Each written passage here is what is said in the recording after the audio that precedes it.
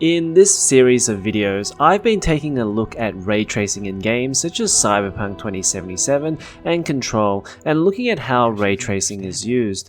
I've compared games with ray tracing on and off, and looked at the visual differences to see whether it's worth it for the gamer to turn it on, and whether all the marketing hype behind ray tracing is justified.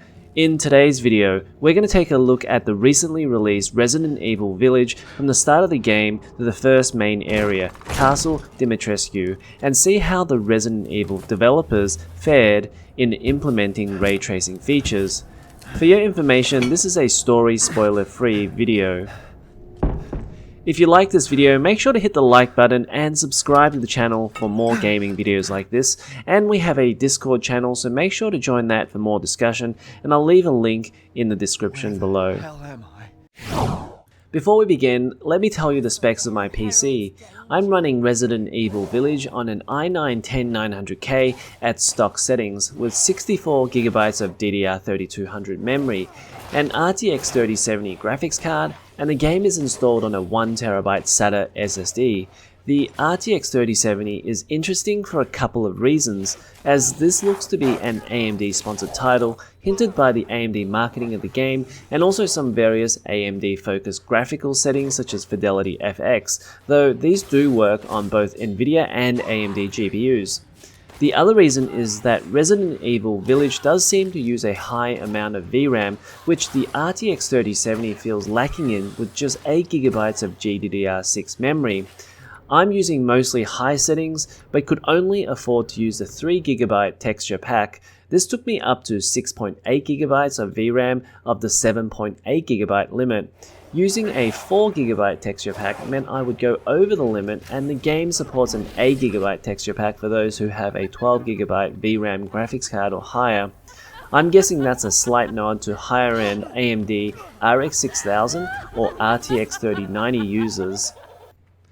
The game starts at Ethan's house, and this is a good place to check out some of the ray tracing differences given there's no zombies chasing us around, and it's kind of apparent from early on that the ray tracing is more subtle than previous games I've looked at. This certainly is not the in-your-face reflections like Control. Take this shot here of the table area, and it seems there isn't much difference aside from the reflection in the metallic kettle and the wine bottle. However, notice that the fridge in the ray trace scene is brighter, whereas the rasterized fridge is not, and the wallpaper stays more or less the same in both scenes. As I discussed in the ray trace video in Control, due to the processing power required for ray tracing, we don't have entire scenes ray traced, and only certain objects ray trace, so developers need to be choosy what they select. One interesting aspect of ray tracing is how it's implemented in first-person view games. Technically, the character should be in the way of any rays being traced, but many first-person view games don't actually use an actual body, so perhaps ray tracing calculations just ignore the character altogether. Here you can see the reflection of a couch in the TV, even though the character, Ethan, is standing right between the TV and couch. Most people comment on how they can't tell if there's any ray tracing implemented, and they're not wrong. In this shot, standing so far from most objects, there aren't any surfaces that have ray tracing, so you're not going to see any differences. Similarly, it's hard to tell the difference in this shot.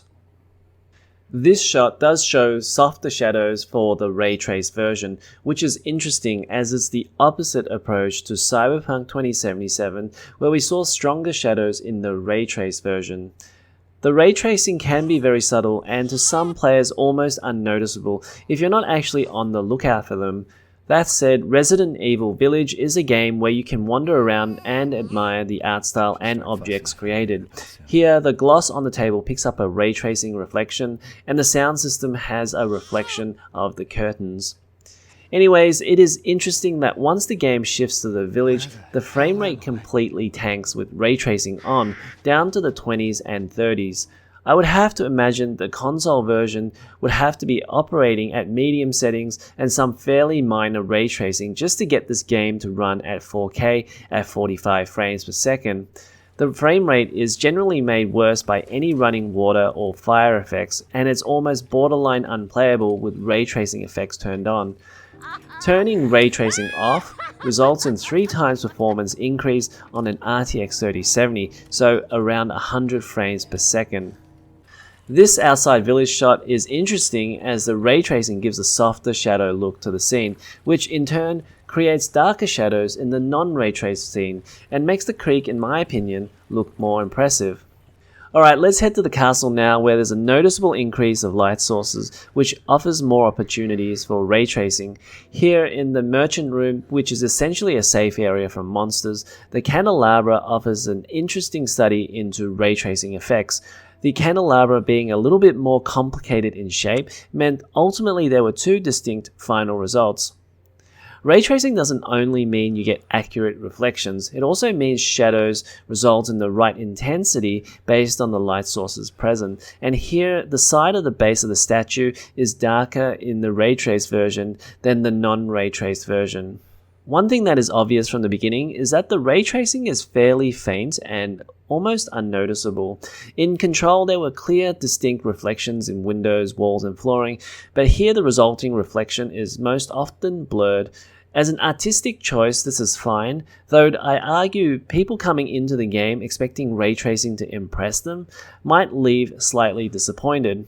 Even though the results here between ray tracing on and ray tracing off are different, it doesn't feel like the ray traced version is an absolute necessity to play. Is this a case of this game being AMD partnered and that the AMD hardware is lacking in ray tracing hardware power versus Nvidia partnered games like Control? Perhaps. In one of Demitrescu's early cutscenes, there is almost no perceptible difference between the 2 versions, aside from maybe a slight orange glow from the fireplace in the ray traced version. Sometimes the ray traced effect was so similar in the reflection, it's possible no ray tracing was used. The glass reflection here shows no differences between the 2. This was a bizarre outcome for the non-ray trace version, which shows 1 light source reflection in the pool, whereas the ray trace version clearly shows 2 light sources and the reflection of the wall. This black mirror in the same room also doesn't show any reflection of the room, whereas the ray trace version shows the various objects in the reflection. Down in the dungeon areas, the ray trace version seems to do a better job at creating realistic reflections in the water, whereas the non-ray trace version reflection seems to be made up based on whatever colors were in the vicinity. So that's the ray tracing comparison for Resident Evil Village, at least for the first few areas of the game. And in conclusion, it seems ray tracing perhaps may have been fairly limited based on the developers lacking GPU processing power on both Nvidia and AMD hardware. I think people expecting to be impressed with ray tracing won't find it here, as it doesn't really make a big difference to the image quality. The question then becomes whether as gamers we're expecting ray tracing to bring radical eye-popping effects, such as what we saw in Control, or whether gamers are after ray tracing subtlety that is more what we see here in Resident Evil Village. As it stands, Village seems like it is very light on ray tracing, and nice in some moments, but doesn't seem like it's worth the 3 times performance hit, given it's mostly unnoticeable, and if it's not noticeable, it may be worth it just to leave it off in this game. That's it for this one. If you like this video, make sure to hit the like button and subscribe to the channel for more videos like this, and I'll see you in the next one.